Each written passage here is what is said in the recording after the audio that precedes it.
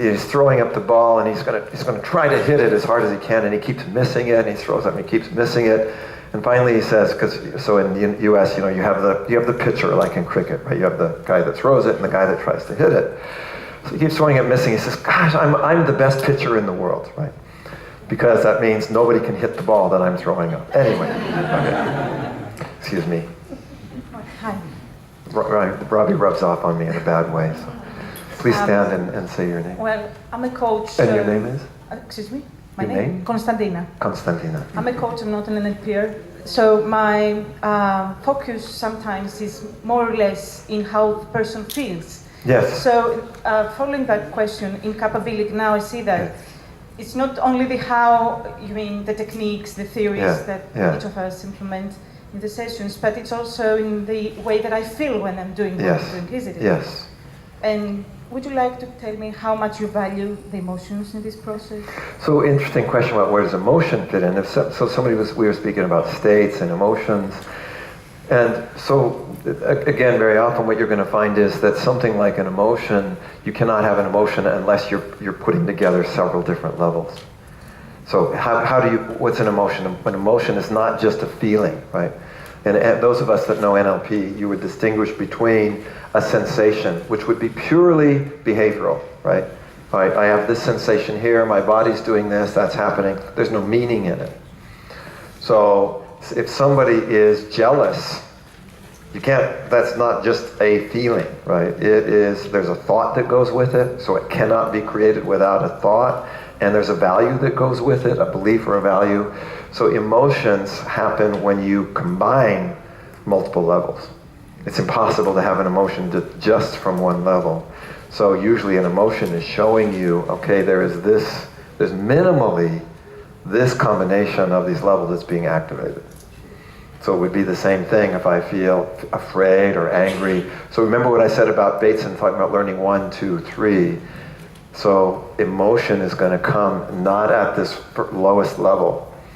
It's going to come at this, minimally is starting at that level of categorizing it, which would require at least some kind of mental model of it and some kind of value attached to that mental model. So good question. And we're going to do one last bit. That'd be good. Let's do this one last bit. Let's do it, because then you can ask some more questions, and then we're done. Go home. So, all right. So now we're going to do, Robert wrote a nice book called Coach to Awakener, and if you're a coach, you can buy it and it'll hopefully wake you up by the end of it. It's all good. Sorry, that's silly. Or if you read it in bed at night, it'll put you to sleep rapidly.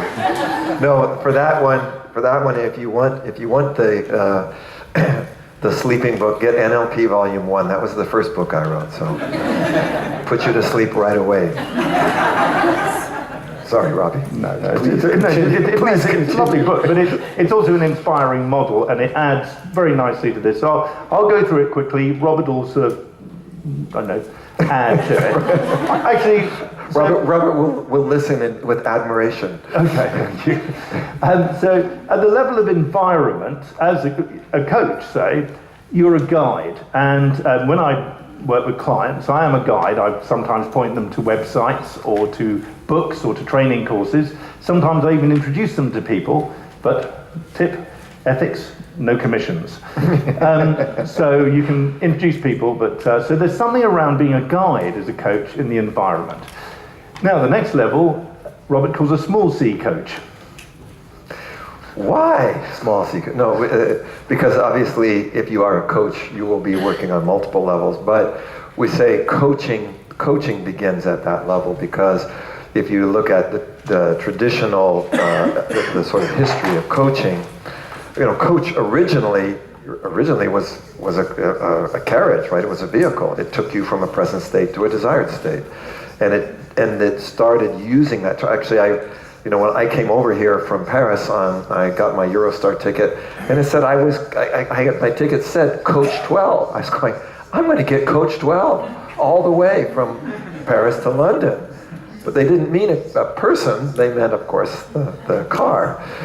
But why did that start becoming attached to a person is like a sports coach is somebody who observes your behavior and gives you feedback and encouragement.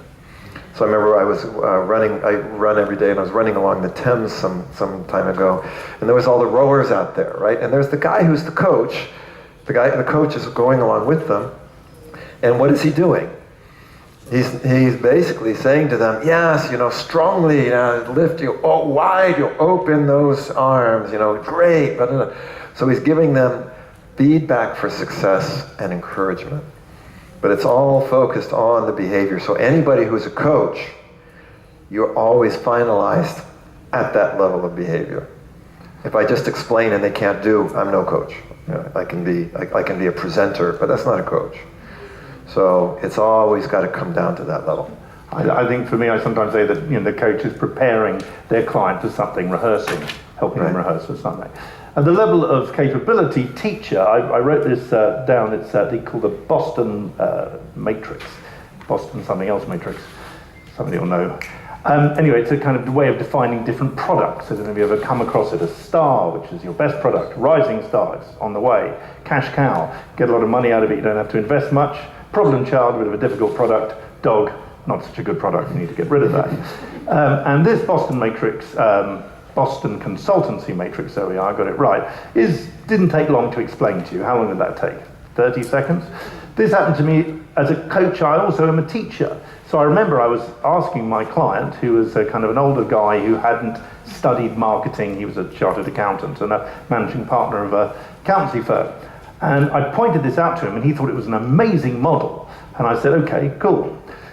A couple of weeks later, I came to see him again, and he had categorized all the partners in the firm according to this.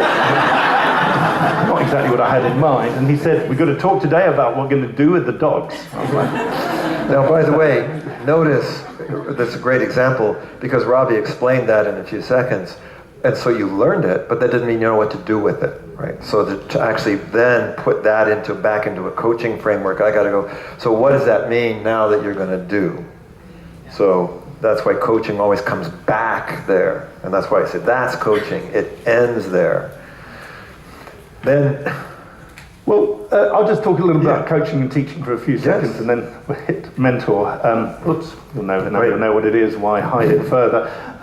We'll get there in a minute. But coaching and teaching, I do remember my youngest daughter, who's now 22, when she was young, about 7 or something, ran into my office and said, Daddy, I can't understand this maths problem. And I looked at it and I went, oh, okay, what specifically don't you understand about it? She said, I just don't get it. And I said, well, what specifically don't you understand it? She said, I don't get it. And I said, well, what specifically don't you get? And she read it and she went, oh, I see. Thanks, Dad. And she went. So I always thought this was a brilliant moment of coaching, not teaching. Sometimes, much as we would like to teach, it's often better to encourage someone to work things out for themselves.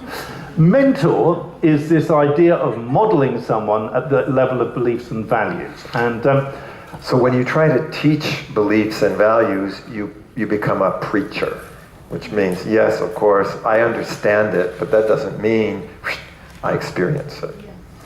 So I had a mentor. I actually found some person who ran an agency, not just of coaches, but also of mentors, who were sort of retired people who wanted to come along and had their chauffeur wait outside, apparently, some of them. But my one showed up in a cab, and he came in and he said this. I hope none of you from Lancashire. He said, hello, my name's Barry Pearson, and Barry Pearson were born lucky.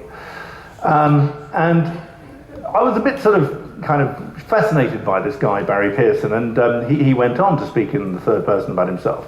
Well, Barry Pearson, he lives, he's lived in different places, but Barry do this, Barry do that, Barry do the other. So it was kind of curious that he did speak in the third person, but he was kind of, very kind of compelling guy. And I remember once I was sort of a little bit concerned. I had to make a big decision. I was a bit worried. I went up to him. I said, Barry, I just don't think I can do this. He said, what do you mean, lad? Of course you can do it. Just push past it. Do it. I could do it. You could do it. Anyone could do it. Just get on with it and do it. So I did it. So Barry had this sort of unstoppable energy. He felt anything was possible. So in some senses, I didn't need him to teach me about business. I already knew a bit about it.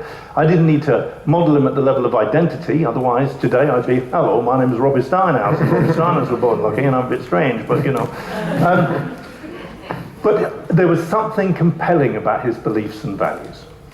I think for me, my sort of favorite, I think it's a very good example of that distinction is a story that Gandhi's grandson tells about Gandhi, where they said, says, he was sharing, you know, Gandhi used to see people would come in and make requests or ask his advice and stuff.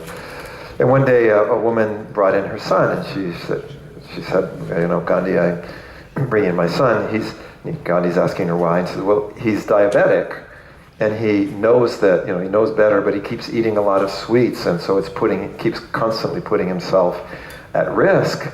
And I can't make him do anything, but he admires you so much that perhaps if you told him he shouldn't eat so many sweets, he wouldn't eat, you know, he would stop. So Gandhi thinks about it for a little bit, and he says, well, come back in 3 weeks. Well, it turns out this woman, they were a poor family, they didn't have any vehicle, and their village was like 3 days away, so she walked 3 days back, they wait 3 weeks, walks 3 days all the way back with her son, and they come back and see Gandhi, and he says, you shouldn't eat so many sweets.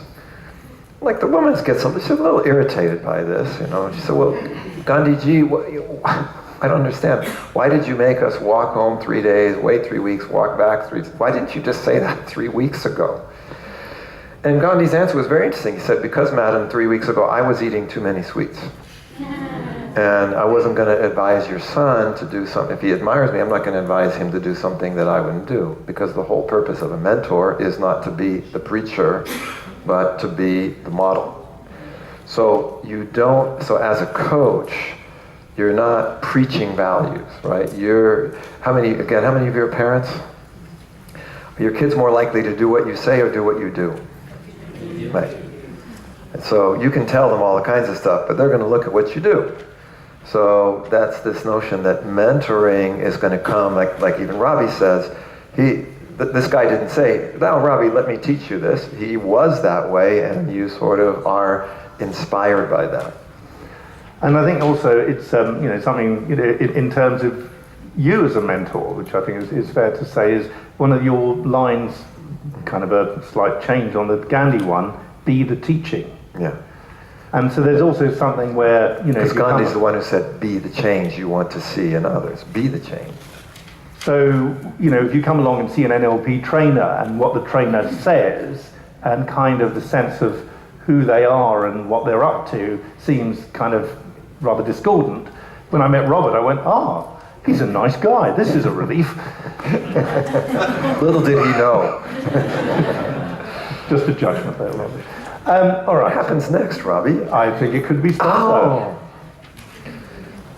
So sponsor, we use the term sponsor. It's a tricky word because in many, depending upon where you come from, for non-native English speakers, sponsor almost has an exclusive indication about money. But the original word, sponsus, is Latin, and it basically means to care deeply about something. Like when you're responsible, in the English, responsibility is, I'm going to take care of that. And so the notion of a sponsor is that it's somebody who's taking care for the essence of person. It was Albert Camus, the great French philosopher, said, until a person has been seen and blessed by another person, you don't yet fully exist. So if you think about what you do as a parent, one of your primary jobs as a parent is of course, you guide your child, you coach your child, you teach your child, hopefully you mentor your child, but you also sponsor your child. You see what it is that is there in that potential. So your sponsors are the ones who have seen you and blessed you. And this is, Gilligan and I talk about this. What we learned mostly from Milton Erickson was not a bunch of verbal hypnotic tricks. When Erickson looked at you, he saw you. He didn't see your symptoms. He didn't see your behavior. He didn't see your history. He didn't see this. He didn't see your diagnosis. He saw you. and knew there was a lot more of you that was possible in there. No matter how much you tried to hypnotize him to go, see me as depressed, see me as incapable, he'd go, that's right. And he'd look right on beyond that to see into your soul. So this is what a sponsor does. They see into the soul. I was thinking what you said a moment ago about parents is somehow when you meet people who say that I didn't feel loved as a child, that's such a painful sort of thing for people. And you know when a parent sponsors a child, there's somebody who feels loved. And sometimes it's a very difficult thing to overcome if that's not the experience a child had when they were young. I remember sharing this in a program I was doing in Vienna once, and a woman came up to me at the break, and she said, thank you so much. She said, because now I know what I do. And I said, well, what to say more? And she said, well, I'm a nurse and I work in the emergency room for newborns. She says many of the times, these newborns are not going to survive more than a few days. And their parents, oftentimes the reason that they're premature, there's been some accident, so the parents are completely incapable of being there. He said, I'm the one, that my reason here is I see that life, that even if it's only here for one day or for half an hour, I'm the one that sees it and blesses it. I'm that one that holds that place to acknowledge that flame. And when you do that as a coach or an NLP practitioner with your client, that's where you really have that sense, wow, I exist, right? I exist. Last one is Awakener, and a quote from Robert Frost. He says, I am not a teacher, I am an awakener. And to me there is something, if I can tell a story where I worked with a client and did the hero's journey, which someone came up with. Yes, somebody I... Who is that? And at that level, somebody is shifting into believing something more important, something bigger is possible in their lives. And with that, it's for me a kind of almost an energetic thing where you just sort of sit back and almost in wonder. It's wonderful to see someone flower when they have that kind of experience of kind of awakening to what's possible in the world.